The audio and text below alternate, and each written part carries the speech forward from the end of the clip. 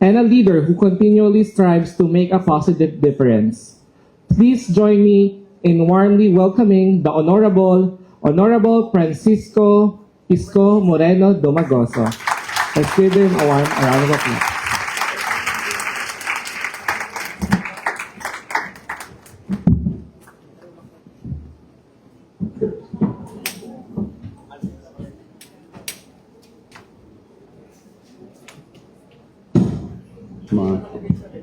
Thank you, Director Laino, at sa ating mga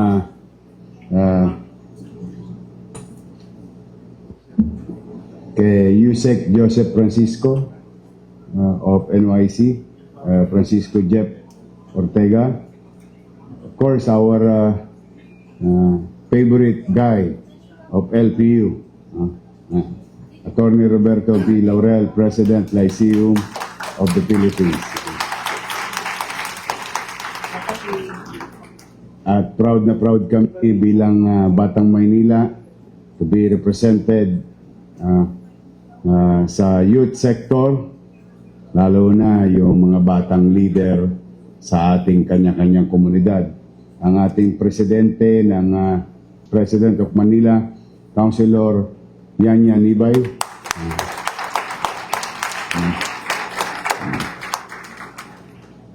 Nakita ko po si Yanyan, kulot pa ang buhok.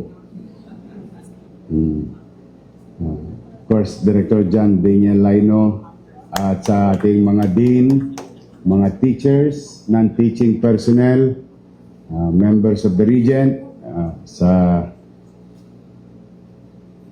mga mag-aaral ng Lyceum at mga bisita, SK, and other organizations ng kani-kaniyang lugar na nandito sa Maynila. Welcome po sa lungsod ng Maynila.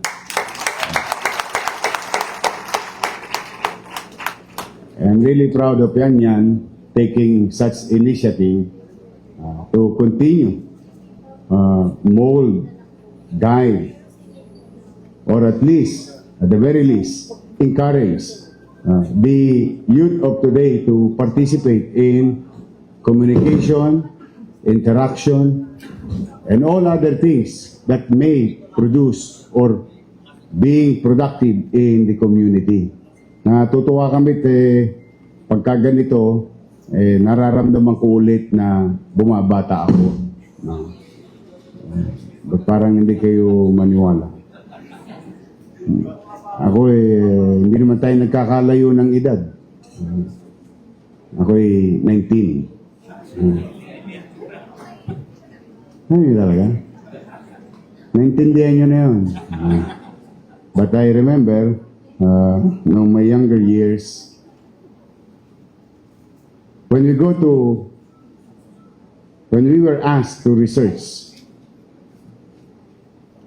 we are seeking the available books in our library. Pag gusto naman namin makita ang isa't isa, kailangan magmi-meeting kami sa loob ng classroom at paplanuhin kung saan kami pupunta. At kung kami naman ay may kanya-kanyang gawain, sama-samang gawain, kailangan magpaplano pa rin kami kung anong oras dahil pagpapaalam namin to sa aming mga magulang. So, nung araw, what I'm saying is that I don't know if it is an advantage or disadvantage, and that goes also to you today, na nung araw ang social interaction ay talagang bahagi ng isang pagiging bata. And this is not just social interaction through airwaves. This is physical. This is engagement. And we learn so many things among each other. Nakikita namin yung mga mukhang hindi naligo to. Parang nililibag-libag pa to. Mukhang kagigising lang nito. Those are the days wherein I believe parte ng paghulma sa akin. Now, you today, youth of today, nako, hindi ko alam kung mapalad kayo or disadvantage having technology around you. Because technology, which I, for one, as a believer, is part and way of life. Kailangan. There is a need for us to develop medicines, develop technology, transportation, and so on and so forth. At the same time, there is a disadvantage, lack of social skills. Nakakaligtaan na minsan kaya masarap din makipagkwentuhan na tumatalsik yung laway ng kausap mo sa mukha sa mukha mo, no? But having said that, with the technology around, it's easy for everyone. Pagdating lang sa GC yan, pre, backups tayo sa Gedli. No, anong oras? O, tapos maya magkikita na. O, halika, gala tayo. Madali mag-pangusap. Now, although there is also downside, some crooks made it a livelihood. Taking advantage of the weakness of the youth to understand fully the entire picture and driving them somewhere on a conversation that they want to expound or elaborate or yung gusto lang ma-attain na narrative. And some crooks also is making a living out of it without the youth understanding the real picture and story behind it. Yung iba naman, yun, masarap pagkukonyatan yun. Sinasamantala yung kahinaan ng isang kabataan by engaging into some seductive and all other things that are beyond comprehension. No? Today, your presence and the programs launched by your city government through our Manila Youth Bureau,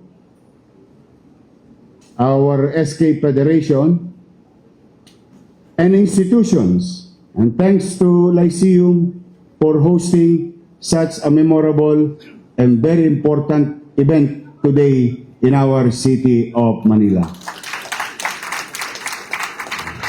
Kaya sana'y marami na kayong natutunan, sana'y marami na rin kayong na-experience. You must learn how to discern. You must distinguish what is real and not. You must know whether, ano yung mga famous line ngayon sa technology, whether it is AI, and so on and so forth. Because, lagi nating iisipin ang sinabi ng nakatatanda sa atin. Kapag nagsimula ka ng tama, matatapos ka ng tama. People will never, ever ask what transpired between point A to point B. What matters most is the result. A is the goal, B is the result. So, kaya kayo na mga kabataan na maaari na susunod na maging mayor, maaari susunod na vice mayor, o konsyal, o businessman, or maybe teachers, good for you. Or maybe doctors, or professionals, or maybe an artist. Yung iba naman sa inyo dito, mukhang artistahin naman. But you have to excel today, first, with your own field of undertaking. If you're a president, you have an obligation to your organization and to your constituents. If you're part of an organization, you have an obligation to participate. and cooperate with your organization. If you're a leader, you must do what you have to do and what you promise to your people. No matter what noise. No, disregard it. Now, if you're a student, get good grades. That's how you excel from your field of undertaking. So, kayo na mga kabataan, and let me remind you of what you heard since elementary.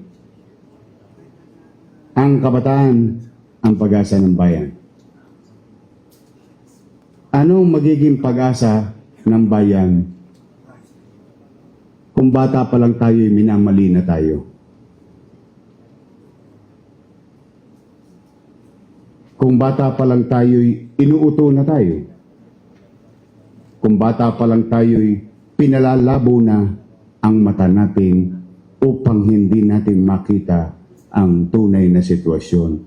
Because a lot of clouds were created to blur our vision, our eyesight. At alam naman natin, I think may mga doktor naman dito, napakalaking bagay ng ano ang makikita ng mata. No, ay siyang itinuturo agad sa ating kaisipan. Yung tawag niya, huwag kang judgmental. Ano man tawag niya doon? Anong prejudice in our word. No? So, kaya itong ginagawa ninyong curricular activities is a good start for everyone. For every city for that matter, or any youth. You will participate. You will participate on all the things that is happening in our surroundings, in our community, in our country. Huwag kayong... Anyway, you have a mind of your own. That I believe. At the end of the day, ang tanso,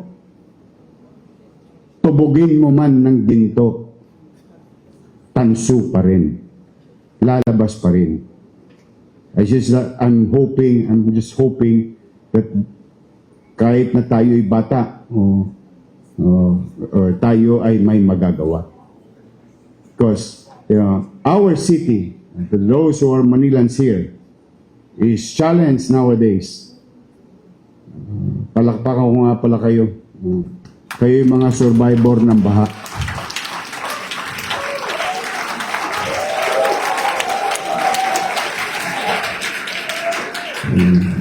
Sa ating mga guro, ito yung mga pragman eh. Pagtagulan. Baha lang yan, Pilipino ako. Sad. Sometimes we just wanted to laugh about it. But honestly, I hope that someday, somehow, may mga maging leader, baka kayo na yung hinihintay namin. May mga leader na kanya-kanyang field who would truly do their job, not their lips doing the works. Action must be taken. It has to be done. We cannot move things only by words. We have to put action. And time is an enemy of everyone. Even the rich, the famous, and the powerful of this world. If we lose time, we cannot buy back time. Now, how can we make time as a friend?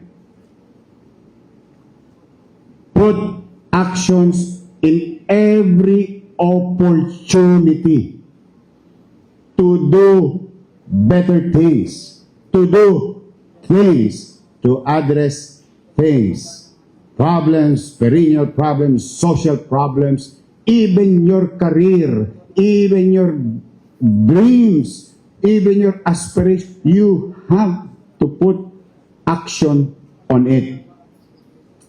Ang mangga, masarap pitasin kapag nahihinog na.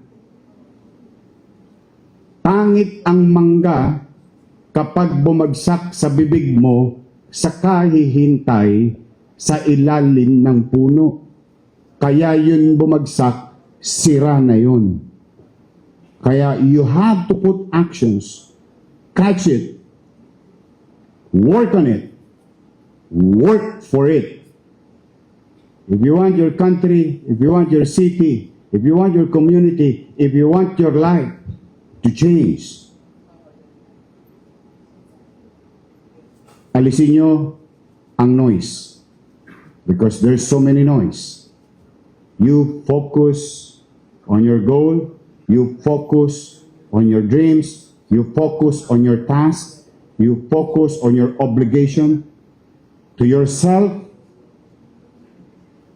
to your parents, if you're a student, to your teachers in schools, at higit sa lahat, to your community.